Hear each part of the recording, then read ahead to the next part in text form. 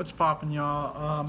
So there were technical difficulties with the live stream, so unfortunately I was not able to save it. Um, but yeah, so this is gonna be part one of part two, part one, part one. It's a continuation of the YouTube, the Twitch video. So I do highly encourage y'all to go follow on the Twitch.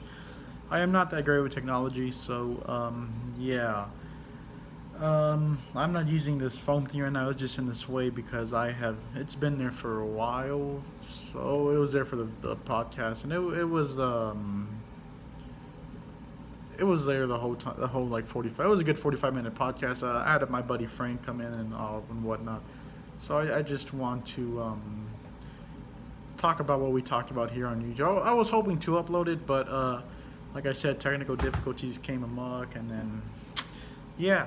So we talked about the spiritual world and what spirits are and what ghosts are and whatnot, and why we believe in what we believe in and whatnot. So the first topic I wanted to get onto was, as I said on the video chat, live stream, was that we'll be talking about the paranormal world here. We'll be talking about ghosts here, the supernatural, anything that you want to talk about.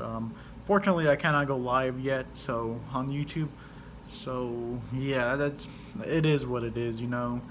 Um, but yeah, I do want to do some episodes where I'm going ghost hunting. I love ghost hunting. My dad introduced it to me. It's something you shouldn't be doing, but you know, it is what it is. It's just living life. And yeah, so the ghost. You know, we think of ghost as something that we cannot see, something that's here to haunt us. But it's more than that, you know. A ghost is a name for a demon, or a ghost is a name for a shadow people. There's so many. It's like the Trinity, you know. It's like three in one. There's not so much in that sense, you know, but like it has so many names for there's so many names that people call this, and they just like, okay, it's a ghost. But no, it's more than that, you know. Um, we think it's what many people think about when I ask them. It's like, okay, it's just this invisible presence that's here to haunt us. Not so much so. I mean, some things do haunt you. Some things will get attached to you, and yeah, it just is. It is what it is. But it's not so much going to be a haunting. You know what? Like, let's say you hear a cup fall. There's unexplained footsteps, and just because you hear that, you can't debunk it as a ghost right away. So in this, it's ironic because, you know, I am talking about ghosts and want to convince you that there is a supernatural world, there's a paranormal world out there, but there are also some explanations out there for that. Like, if a cup were to fall, like, was there something that pushed it? Was it leaning off the countertop? For footsteps, you know, what is it? What is it creaking? You know, there's a lot of explanations for it. So yeah, ghosts are real. You know, they're known as spirits amongst other things, as I said earlier. It's just a general term that we give them. There's good ghosts, there's bad ones. You know, you have urban legends, you have the ghosts who live brutal deaths, and I wouldn't say that they're so much bad, but they leave a darker energy than what other entities would do. You know, there are even also signs for it. So I did a reading. I've been doing a lot of reading. This is one of the books I bought about 3 years. It was going into my senior year. So it was the summer of 2018 when I had, or no, it was the summer of 2019. It was in the summer. I think it was the summer of 2019. So I've had it for roughly over a year. And it's one of my favorite books. I've done a lot of my readings out of it, and I do agree with a bunch of the things that are said in here because they are true. And so we'll be talking about ghosts and how to like debunk and explain what they really are, and are they really the things that we think they are. So ghost, as I said, you know. You also have the biblical opinion on ghosts. You know, ghosts. The Bible does talk about ghosts, and I do believe in what it says when it says there is good. When there is good, there is evil. And when there is evil, there is good. And that's just the way it is. You know, such as life. Whether you want to believe it or not, you know, it's not going to stop. Whether, you know, if you ever do come across an encounter with the paranormal, It's not gonna stop. Um, I don't even know why I moved that. I'm not even using it. It's not gonna stop from haunting you because you don't believe it. It's something that you can't control, or you can't control, but it's gonna be hard to like defy and why it's there. So there, you have yeah, you have many things that come up spring, and one of the topics I want to get on is shadow people. So shadow people is a phenomenon. It was just a phenomenon of a shadow people, of a shadow that seems to cross all boundaries of physics. They're not so much good and they're not so much bad. So shadow person, shadow people is a shadow. A walking shadow. Not so much an apparition, not so much a mist, but something something that you see with your own eyes. Obviously, right?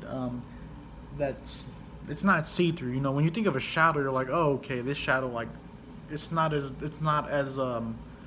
depending on where you're at. Let's say you're walking outside at night and there's lights around. You see your shadow on the floor.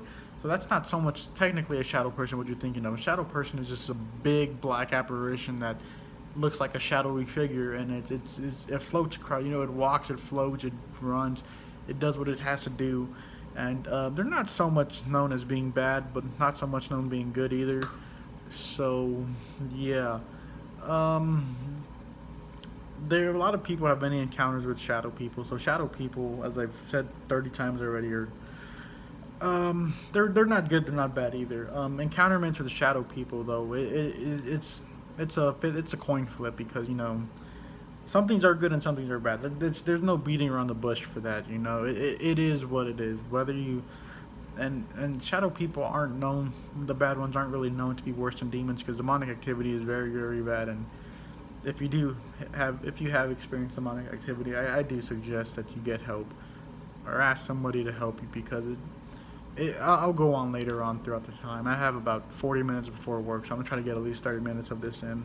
20 to be secure. But yeah. So going along, just shadow people. If you ever experience it, please let someone know. Shadow people are things that you just don't want to mess with. So when it comes to, like, as I said earlier with ghosts, there's signs of demonic activity. So your signs of demonic activity are like the presence of a shadow person. Like I said earlier, you either get lucky. Sometimes it's good and it'll leave you no harm, and sometimes it's bad and it's going to give you harm, which is a crazy thing about it. Give me one second. I'm thirsty, so. There's other occurrences with demonic activity that could be debunked for just any ghostly activity. So you have the obvious, like your horrible odors, like sulfur and all that. That I would say that is demonic activity, or any demonic present, because that is just something that is out of nowhere. You don't just go into your room and be like, oh, my room naturally smells like sulfur. And I'm like, no, that's crazy. Damn, that's crazy. Moving objects in your house, it's not so much like I was saying on the Twitch. If you watch the Twitch, it's not so much like, oh, this book fell off the shelf. It's like, no, like furniture is being thrown around the room. It's not, oh, my cup fell. No. I'm talking about like couches being moved and stuff. Like when we're talking about demonic activity, you're talking about such high and wicked forces of energy that are just, you wouldn't expect it to happen, but it happens. The destruction of religious objects. So I used a story. It wasn't so much of the destruction of it, but this is the best example I could come up with. When I went to Yorktown Memorial Hospital with my dad, a couple of his buddies, and my best friend Frank and Javi, and we were in the nuns' quarters, and I started reciting verses, and I'm like, okay, like they don't like men up there. They don't like men with tattoos. I have a tattoo, and I am a male. And I was reciting verses up there. And my buddy Frank says, he's like, hey, like it's like 3 a.m. Like whatever happens. Like let's stay quiet for a bit and let's just see what happens. So we stayed quiet for about 5 minutes, and I was like, okay, like I felt like, I just felt like you feel it around you. Like I wasn't even cold, but you know that feeling when you're like, okay, something is watching me. But that times like 1,000. I was like, damn, this is crazy. So I started reciting more Bible verses, and I was like, show me your presence. Like, let me know that you are here. And three Bibles were thrown on the floor. Like they were on the shelf. So this whole room was full of biblical stuff. But the crazy thing about it, they all open up to Revelations. I thought that was crazy. That's my favorite book, and I just thought it's not so much destruction of religious objects, but it's a religious object being thrown around. It's a Bible, so that's the best example I could have come up with, because I've been attacked many times, but I'm not a religious object. So yeah. Another one is physical and sexual assaults. So physical and sexual assaults does not mean like waking. I mean, it means waking up with bruises and whatnot, like out of nowhere, and scratches and marks, and you're just hurting, like unexplained body pain. But it does not mean going and getting drunk and then coming back home the next morning and asking how these bruises got there. No, you know how they got there. I mean, you were obviously drunk that night. I mean, having fun, of course, not in any other negative way, hopefully. But like, it does not mean that like that. Like, this is a continuous thing. It happened to a lot of people, and yeah. The like stuff like clocks running backward. That's the big one. Time stopping, or even just the clock stopping. They absorb that energy, and that is demonic activity, because anything absorbing a lot of energy it's demonic activity. I just can't explain it. You just have to. I only wish y'all were in my Twitch stream. Speaking in strange tongues. So if you are religious and you know that you're not supposed to speak in the tongues, because I don't know, but speaking in strange tongues at least, because that's like going like I don't know. I went to a church service once, and like they were like doing that like shaking thing where like, I was like, this ain't it, chief. I did not like that one bit, and I don't know, just I don't know. Speaking in strange tongues is just something you just don't do. And if someone is doing it and they're not known for it, please call a priest, because don't want them to die or anything. Pets moving around, or not moving around, or refusing to go into a house. I'm gonna put this right here so it doesn't keep feeding back. I've never experienced a pet not wanting to come into a room. I've had like 3 pets over the years in the course of my life. Never experienced that, however. I have had feelings of telling me not to go into a room. I still do it anyways, because why not? What's the point in living if you're not gonna have fun? Or that don't listen to that, please. That got me in trouble. But yeah, cold spots or hot spots. So it's along the line where it's like, okay, like you're alone and you just get cold all of a sudden. Well, that could be explained because there's a vent in front of you, your fan is on. What it means is like you're vulnerable to any attack. So like, let's say you are in your office, the vents are off, and it has to be explained. There can't be a window open where it's like, okay, it has to be a cold spot, like not cold where like a vent or a fan hitting you, obviously, but like cold, like cold, like 30-degree wind hitting you, like that kind of cold. So it's not, if you're in your room right now and you're like, oh, I'm cold, something's near me. No, grow up, please grow up. Not everything is demonic. Rooms or places in a house that cause nausea. So it's not so much rooms and places, but it does carry along with you. So in Yorktown, when we were leaving, I threw up. We had just gotten out. It was after the whole Bible thing, and it was like 3:30 in the morning, 3 o'clock, and we were packing up and leaving. And as soon as I left, like I did not feel good at all. We were driving. It was driving back from Yorktown to Westaco, and I did not feel good at all. I was like, damn, like I do not feel good. And so I opened up the car door because I was driving, and I just like threw up. I let it all out, and then Also, I was talking to my buddy Frank about it, and he's like, yeah, like, well, like that is, it's a sign of something that got attached to you that does not want to leave the place. So, and it just like it was with me all along because the whole night I was being attacked. Well, and I have stories for that, but I can't go on for too long because, like I said, I work at 9. I have rounds, so I would love to tell you all those stories though. Maybe next episode when I have a more time and I'm not on primary next week, so hopefully. um, Voices and singing. Um, so it can be easy to explain. Like when I was little, I was always hearing my name called. I said that in the Twitch stream as well. I was always hearing my name being called. I was like, this is crazy. Like, why is my name being called? It was being called and it was being sung. And my grandma would always be like, it's just your conscience talking to you. It's God talking to you.